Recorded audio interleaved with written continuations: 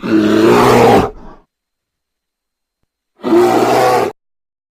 it's Mike Berg here for episode numero dos of Evolution of Grizzly. So today I'm going to go over my nutrition, and it's been pretty consistent throughout all of my prep. As you can see, I prepare most of my stuff in bulk over the weekend. Just makes it easier, and I have it ready. And you always got to be prepared when you're prepping. I want to start off by saying the most important thing to have when you're measuring any type of nutrition, whether it's during a bulk or a cut or a prep, is definitely a food scale. You got to weigh out all your food, make sure you know what macros you're taking in and what amounts.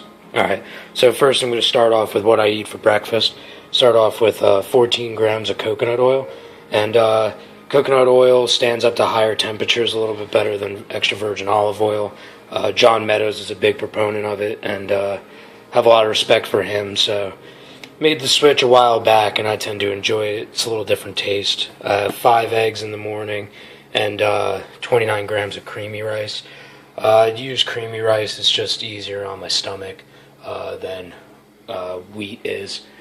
So then next up I got my lunch, and I do 6 ounces of chicken from my bulk chicken, and 135 grams of rice, and then frozen broccoli. Fucking godsend. Eat a shit ton of frozen broccoli throughout this prep, and I do about 300 grams.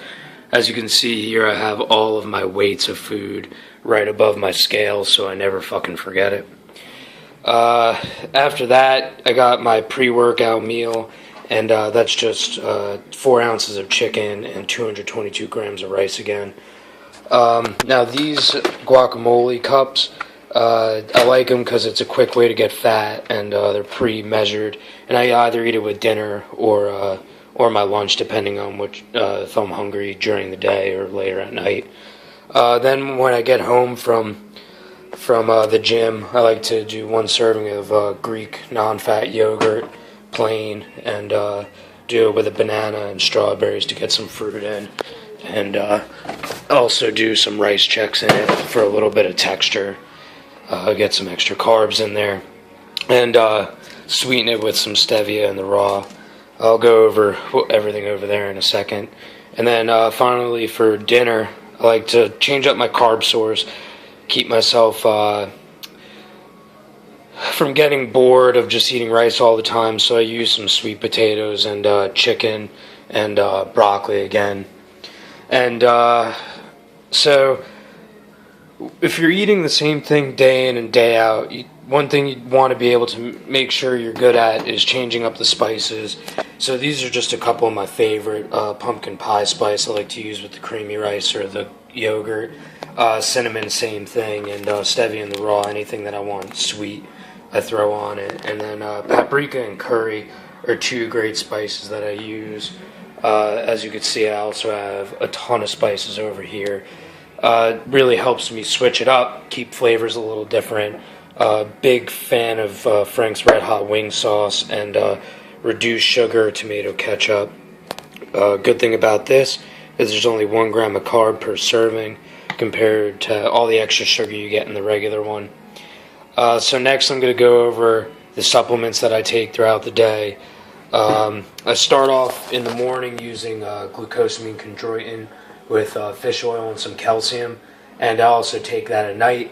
And that's really all I'm taking right now. It's just really to help my joints. I have a bad hip, so the glucosamine chondroitin helps to keep that a little loose.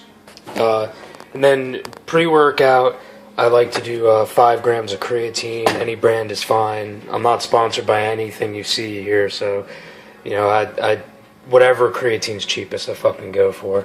And beta-alanine, I do 6 grams of it. I know some people are going to whine and say 3.2 before and 3.2 after. Fuck it. I use 6. It works for me. I really don't give a shit. And then I mix that with a Monster Ultra or Zero Ultra for some caffeine and flavor. And then intra-workout, I use BCAAs. I measure it out, 13 grams, get that in throughout. Yet again, I use a couple different brands of BCAAs. That just happen to be what I have on hand. So a couple other things I wanted to go over with you is, my meal timing here. It seems pretty bro, and my food selection seems pretty bro.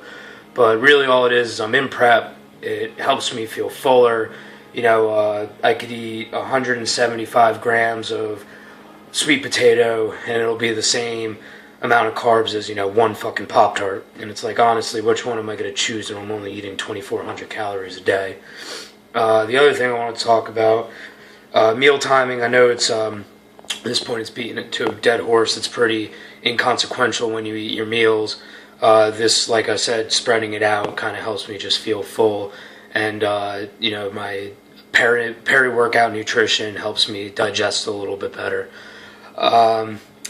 As you can see, I don't use protein powder. I made that decision pretty recently, going back to the being full all the time. Protein powder, I could eat 4 ounces of chicken instead of 1 scoop of protein powder. It just helps me. And this is a normal day.